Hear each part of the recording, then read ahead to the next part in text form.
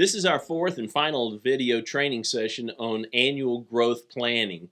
And in the last session, we talked about the foundation, and the three components of your foundation are your mission, your values, and your vision.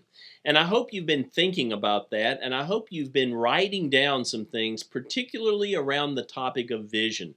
I want you to think about your vision in terms of 1 year. Where do you want to be? What do you want your business to look like? Think about it in terms of 3 years. Where do you want your business to be? What do you want it to look like? And then I hope you'll also think about your business legacy.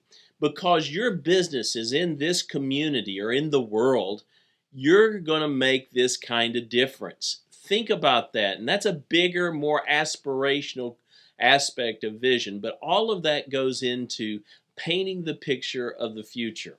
You want to keep that in mind as you sit down to craft your annual growth plan, because what you plan for this year should move you toward that larger vision. And so right now I want to talk about how do you actually go about creating that annual growth plan. Well, there are three basic steps you want to follow. Number one is review your mission, values, and vision. That's where you start. You review those things and you make sure, are we staying true to our core business and our core mission?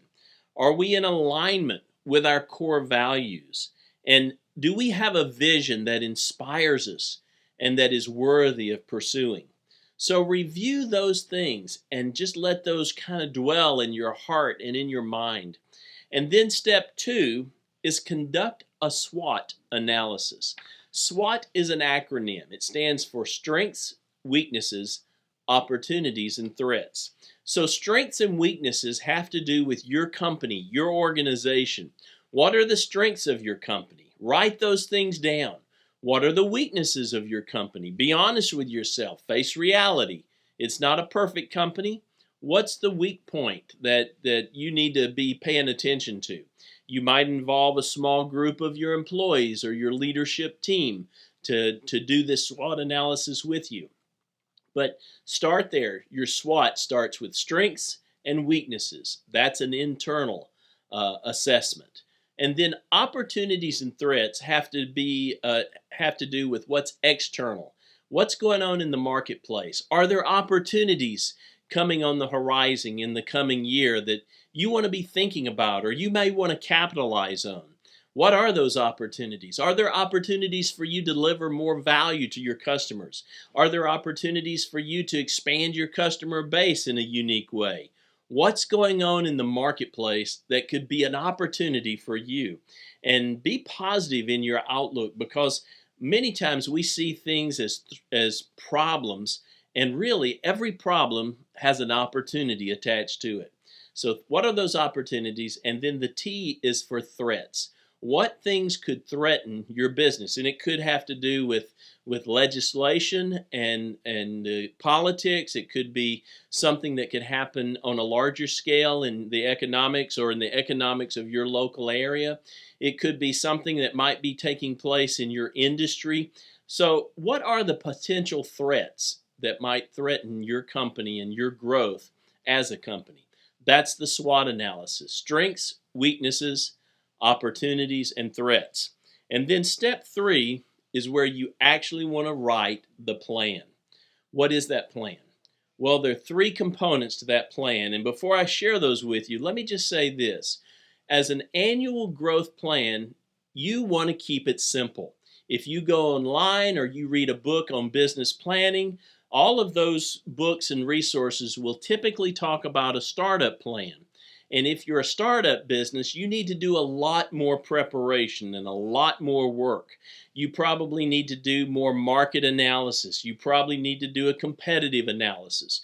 You want to define your products and services in great detail. And so a startup business plan might be 10 to 20 to 30 pages long. You do not need that as an annual growth plan. As an annual growth plan, you can keep it to 3 simple pages. And here's what they are. The first page is your budget.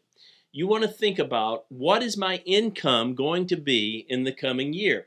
Now, the best place to start is history. What was your income this year?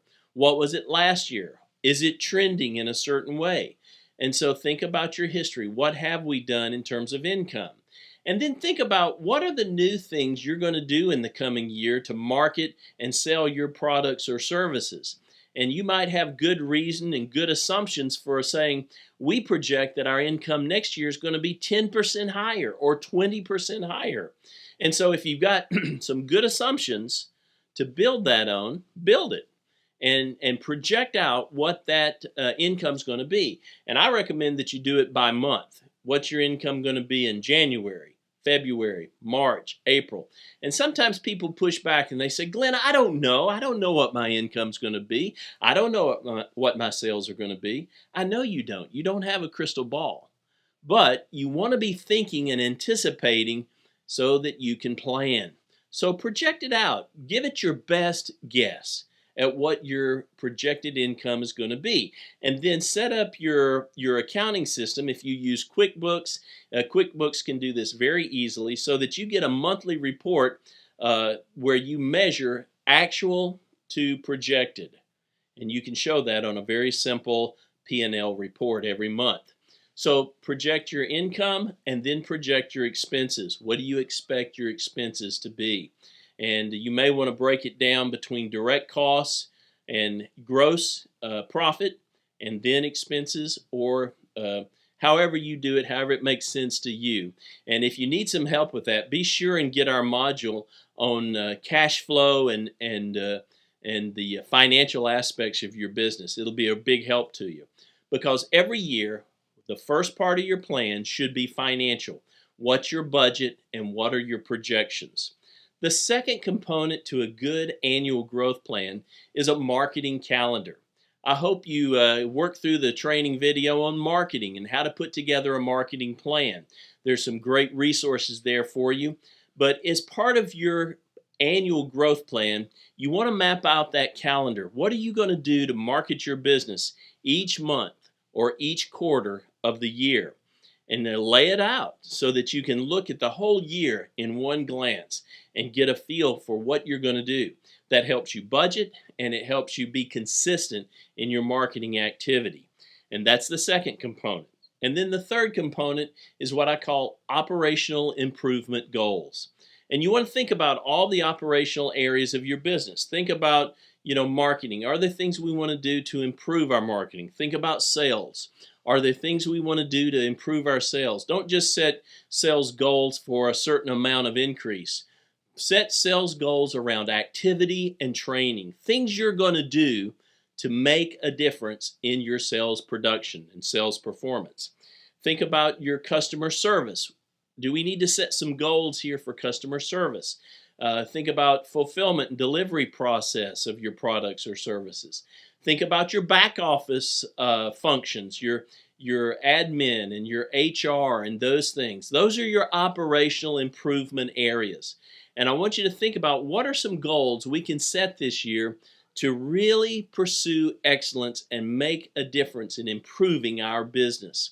And what I find is that if business owners will set some goals for operational improvement, they almost always have significant improvement. It starts with planning and setting goals. So those are the three components of an annual growth plan: budget and projections financially, marketing calendar, operational improvement goals. And if you'll sit down and write that out into a written plan, you'll have something powerful to guide you as you move into the next year. Now let me close with one more comment. Written plans are very important and they're very powerful if you look at them. Sometimes I see business owners, they'll take the time, they'll do the work, they'll create the plan, they'll put it in a drawer and never look at it again the rest of the year. That is so wasteful because that plan has so much power for you. You want to look at it, and I'd say get it out once a week or at a minimum once a month. Put it on your calendar, schedule it with yourself to review your annual growth plan and just evaluate, where are we? Where are we making progress? Where are we not making progress? What do we need to do this week or what do we need to do this month to move us toward the goals that we've set in our annual growth plan? I started this training module with this comment: The number one reason businesses don't grow is because they don't plan for growth. I hope you'll be different. I hope every year you'll create a plan to grow your business.